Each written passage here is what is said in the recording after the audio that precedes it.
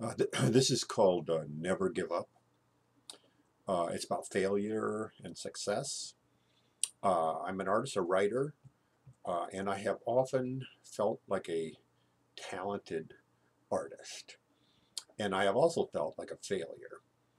And I have been rejected like thousands of times. I'm in my 60s now. Um, every year of my adult life, I think, I have been rejected probably 40, 50, 60 times every single year. In a good year, I get maybe one thing published. Could be a little poem, or if I'm really lucky, it's like an entire play, or maybe one of my plays gets produced. Uh, that's really a good year. In that same year, though, I'll get rejected 40, 50, 60 times. I've never really counted them, but in my I don't know. I've been writing for maybe 40 years, more than 40 years. And so I figure I've been rejected thousands of times, literally thousands of times. I'm a good example of persistence. Persistence, in spite of the failure to be appreciated or certainly celebrated. And I think failure has shaped me. I tend to focus on stories about failure, uh, about humiliation, that sort of thing. Not really heroic stories. Humor, at least the kind of humor I like, doesn't really focus on success, but failure. So I have clung to humor and irony. You know, in humor, I think it's better to be like Laurel and Hardy or W.C. Fields. It's better to be a failure than a big success, a big winner. Like I don't know. In writing, I guess that would be Shakespeare, or Tolstoy. I don't know if you've ever heard of Tolstoy's funeral. Tolstoy died in an inn, and they put his body on a train, and the news was telegraphed that here this train contains the body of the great Russian novelist Tolstoy, and thousands of Russians came out and stood along the tracks as the body of Tolstoy went past. And boy, you can't get much more successful than that. Popular stories, really popular stories, tend to be inspirational, and they tend to be about how somebody hangs in there, and despite all the obstacles, eventually, comes out on top and wins the big prize. I have learned I'm probably never going to win the big prize, and that work pretty much has to be its own reward, as far as I'm concerned. I know some people think, some people like me who aren't very successful, they think that they're like Kafka or Emily Dickinson or the painter Van Gogh, and that maybe after they're dead, that's when the big success is going to come, and finally people are going to realize how great they are. And I don't really feel that way.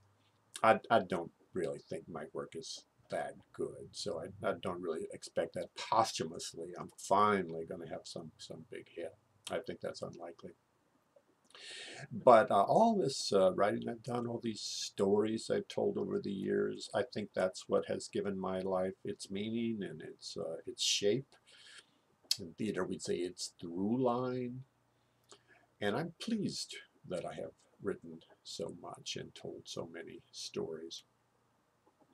I have a young friend, used to be a student where I work, and he went off to New York to become successful, to become a director.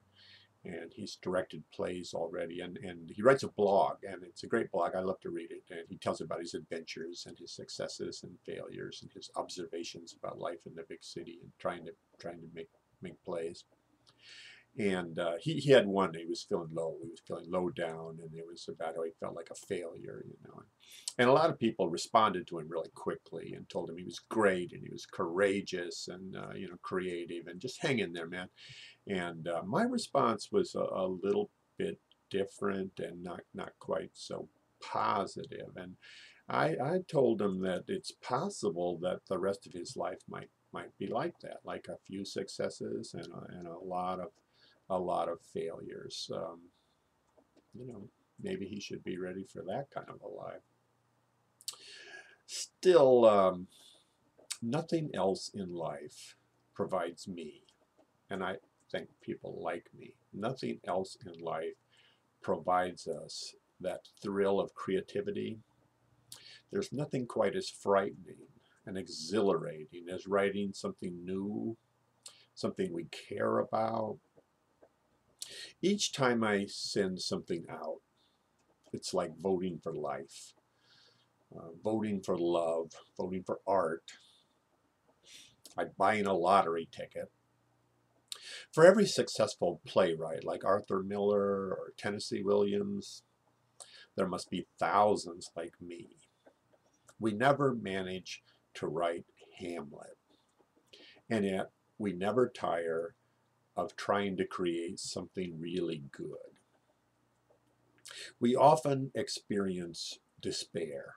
I think almost everyone in the arts, even really successful people, experience despair frequently, and yet we persist anyway.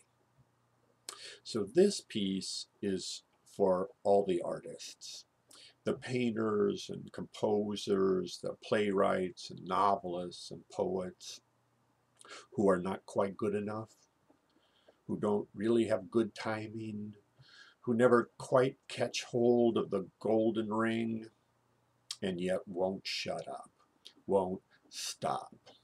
This is for you. A friend of mine once told me, "You won't fail, man. You won't fail. You can't fail because you never give up."